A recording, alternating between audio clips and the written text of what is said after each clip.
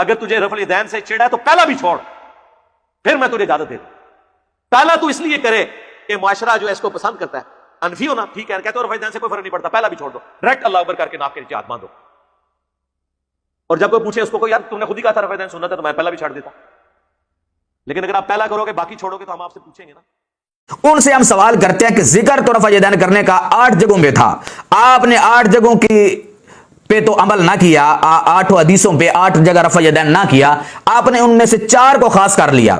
اب آپ اسی وقار تو آپ نے 4 کو خاص کیوں کیا ہے؟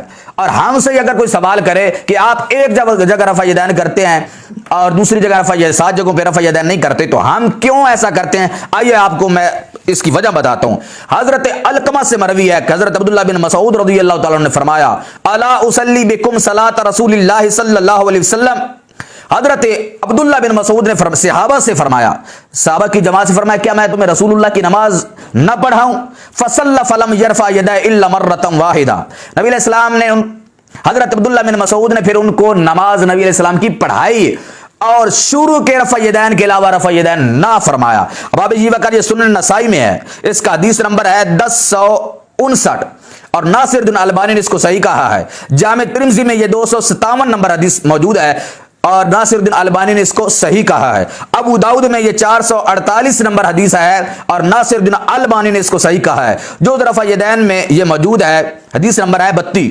اس کے علاوہ باب ذکر جامع ترمذی نے یہ سارا حدیث مبارکہ ذکر کرنے کے بعد اس کے اوپر اپنا تبصرہ بھی ذکر کیا ہے۔ قال الترمذی حدیث ابن مسعود حدیث حسن، فرمایا ابن مسعود کی جو حدیث ہے یہ حدیث حسن ہے۔ اور آگے فرمایا وبہ یقول غیر واحد من اہل العلم من اصحاب النبی والتابعین وهو قول سفیان واہل کوفہ۔ فرمایا نبی علیہ السلام کے کثیر صحابہ کا اس پر عمل تھا کہ آپ شروع والا رفع یدین فرماتے تھے، اس کے علاوہ رفع یدین نہیں فرماتے تھے۔ تابعین کا بھی اسی پر عمل تھا، ان میں سے حضرت سفیان ہے اور اہل کوفہ ہے۔ اب آپ اسی وقار یہاں فرمایا کثیر صحابہ کرام شروع والے رفع یدین کے علاوہ رفع یدین نہ فرماتے تھے۔ اب آپ اسی وقار میں آپ حضرات کے سامنے عرض کر دوں وہ صحابہ کون تھے۔ حضرت عاصم بن قلیب اپنے والد سے روایت کرتے ہیں، فرمایا ان علی کان یرفع یدیہ اذا افتتح الصلاۃ ثم لا یعود۔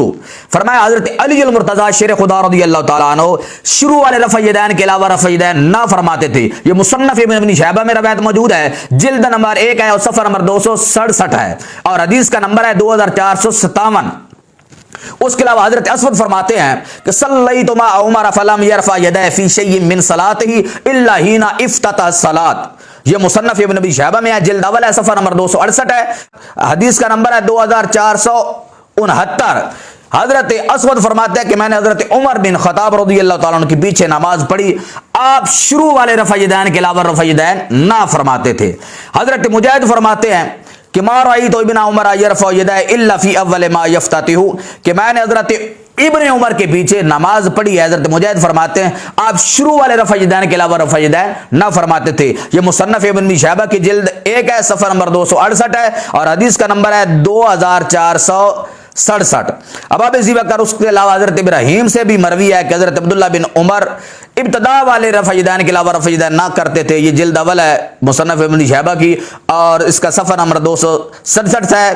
اب آپ اسی وقت اس کے علاوہ میں آپ حضرات کے سامنے اس روایت کو پیش کرنے جا رہا ہوں جو بڑی اہم روایت ہے، اس کہ کان اصحاب عبد اللہ و اصحاب علی لا يرفعون ایدیہم الا فی افتتاح الصلاۃ قال وکیع ثم لا یعودون۔